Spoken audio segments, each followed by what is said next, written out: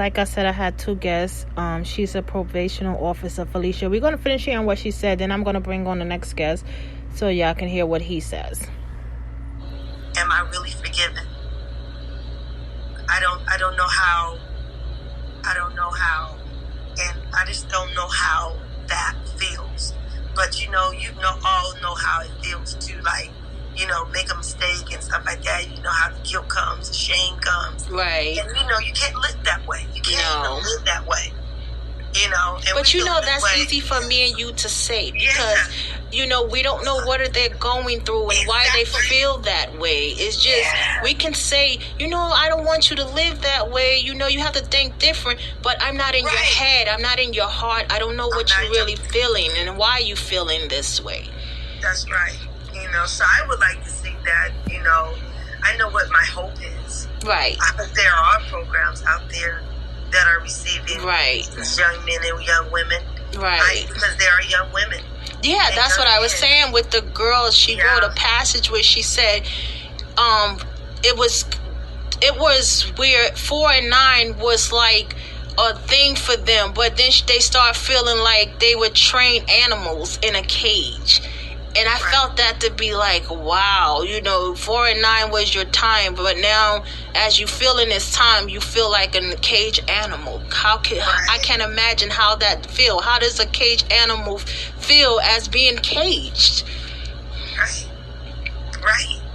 Hey, have one of your worst thoughts trap you in the corner. Exactly. And then magnify it. And that I don't want to feel. I don't want to go through it. I just don't want to feel it. Get a resource. I want to get a hold of a resource. Right. I want to be able to say, here are all the numbers. Right. 211 number, the 311, the whatever that local number is in New York that allows them to call that number for resources. Right. Because I know there's a resource number in that state as well, because there's one in California. Right. But do you think it's in all states? Is it possible that there's a resource number for all states? I think so. Our line for help is 211. Right.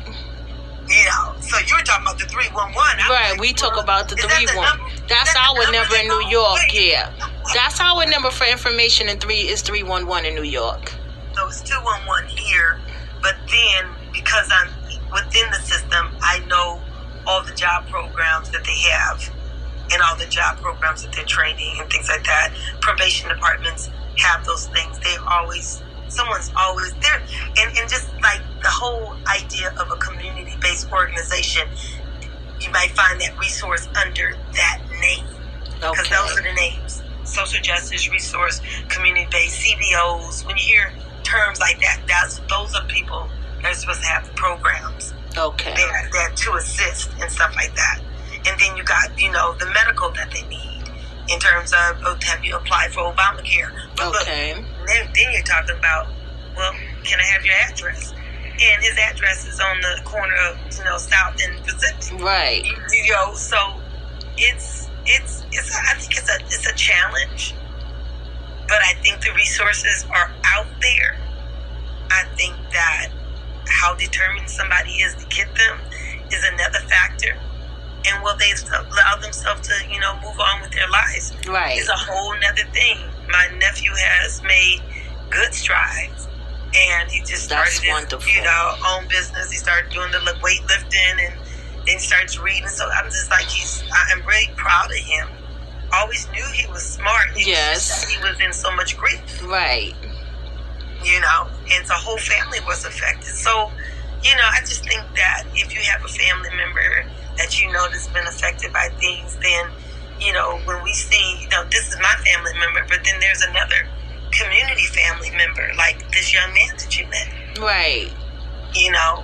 Because this will pull at your heart. But, at the same time, it's that, look, I don't want to just pull my heart. I want to be able to pull the resource out of Right. That's the purpose. Yes. I want to be able to pull a resource. So if I think that if you call it the probation departments and state departments, all these things, there's something, Google them for New York and stuff like that. Because I just want to put a card together. I just want to have a paper. Right. If you need medical, if you need job training. If you need, then call this number. If you need, and then call the number yourself. Right. Some of these places they gave me, I was like, call this number myself and see if I can get through. Let's see how many times I get transferred. You know, before you get an answer. Before I start throwing my credentials. Right. I'm the deputy probation officer, blah, blah, blah, blah. You know, before I start doing all that, right. I want to see how far I can get with a number if I'm just a bear. You know, if I'm just anybody on the street, how far can I get with this number? So, you know, I've tried myself. Hey, I'm calling for this, and that.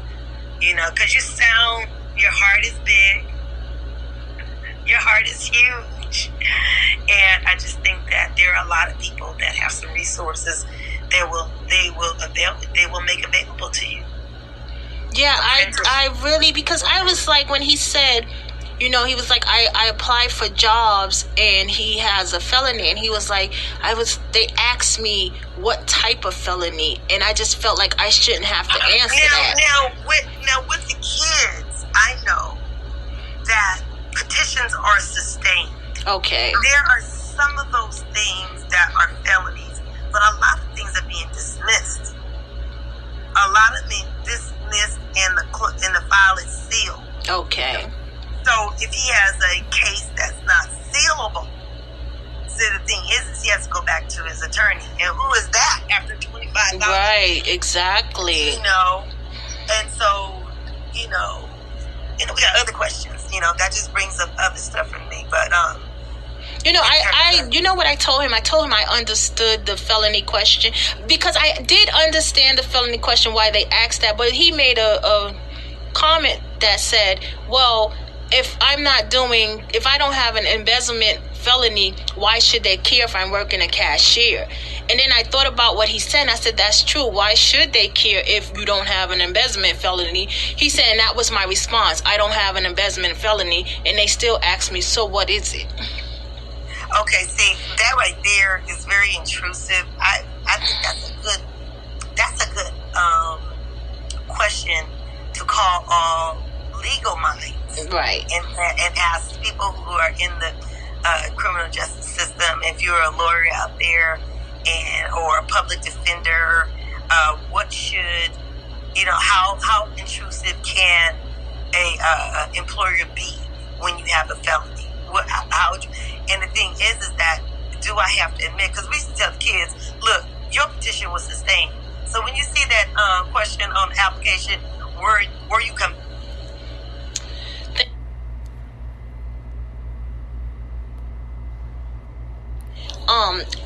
I just came home from doing 25 years, and I'm really looking like, who, me? You telling this to me? Because I'm actually really looking around. And he's like, yeah, and I was living with a family member, but they kicked me out, so now I'm homeless. Do you know where I could go? Do you know where I could get some food at? And I'm like, no, but I will try to find out information. But then I'm thinking, like, I don't know if I'm even going to see this man again. Like, I don't know if I'm going to see him again. But if I can actually get the information to actually help other people, I would love the entry programs. That's me popping that stuff in your. Oh, okay. Thank you, Felicia. Thank you. I really appreciate it. With those kind of words like reentry programs, and New York has a reentry program. Okay. And it's a whole department. Okay. With departments for corrections, opportunities for community-based partnerships, services for eligible releases with special needs. Okay.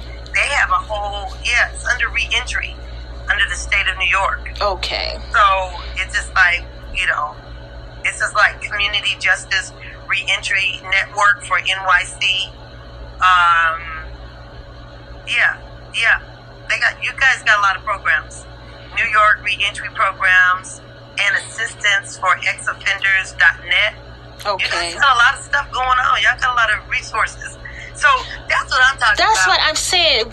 If we have all these resources, why are they not giving it to them?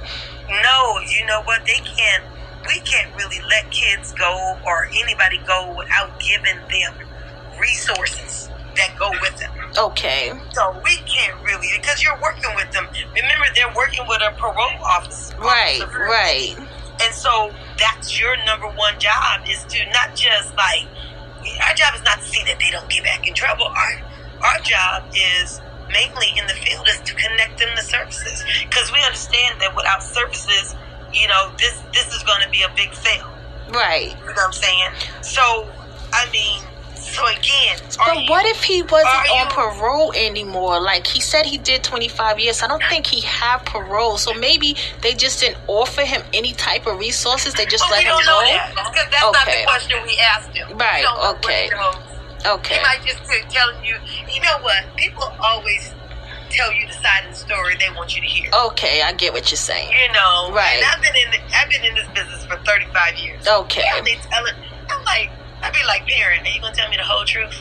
Okay, I get it. I get it. I'm like, if your kid is not doing well in school, how long has he not been doing well in school? Right. Oh, since elementary school, and now he's 17. I said, never occurred to you, not in all these years, to figure if he just had a learning disability. Does that? Yeah, that should definitely occur to you. Yes, I get what you're saying. Wait, but it won't if you ain't used to asking these questions. Okay. I told the mama, I said, look, I'm used to asking these questions. I've been asking these kind of questions for 35 years. Right. So when it came to my own kid, of course I'm watching them in school. Right. See if they're doing well, see right. if they need some help. If they don't, I already know what services are available to me. Right. You know what I'm saying? Because I have exposure and stuff like that. So I said, the only way I'm asking these questions is because these are the questions I've been asking for 35 years. And if you don't know, you don't know. And I learned what I learned about special needs from a client's auntie. And I was like, found myself utilizing that same information in getting IEPs for our kids. So again, everybody doesn't want to be able to, everybody will not tell you everything. I do understand that. They're not. Yeah, I truly understand that. You know what? I ain't gonna even tell you everything. Yeah, I get that. I tell everybody that, people gonna tell you what they want you to know. I tell my children that, people gonna tell, don't believe everything, just listen, because people gonna tell you what they want you to know. They're not gonna tell you everything.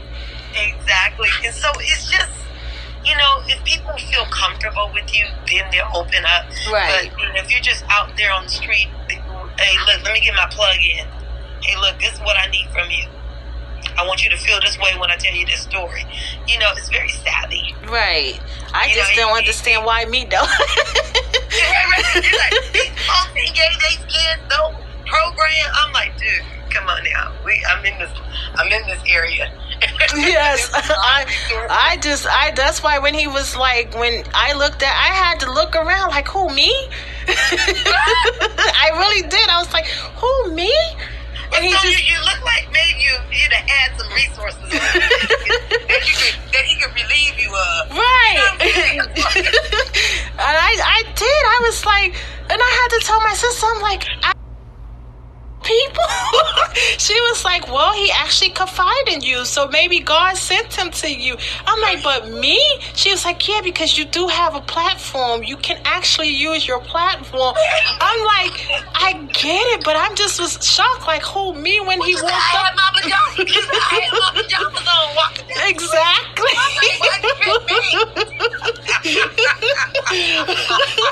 That is so true. I was looking like a shoe in the boot. Right. I really did. My sister said, she was laughing. She's like, I can imagine you actually was looking around. I was like, yeah, I was looking around like, who, me? Mm-hmm. I said, but I listened to it. I think that you are the perfect one because you're so, when you picked up that mantle, you were like, well, can I do something? Well, yeah. Hey, let's talk about these reentry programs and our thing. Let's talk about reentry and then do a podcast on reentry. Reentry. Hey, I'm looking at new NYC's reentry programs, community-based organizations helping, I called a couple of places. Okay. And I'm gonna have somebody from the agency come on and talk to me about their services. Because guess what? They want to look. We always had some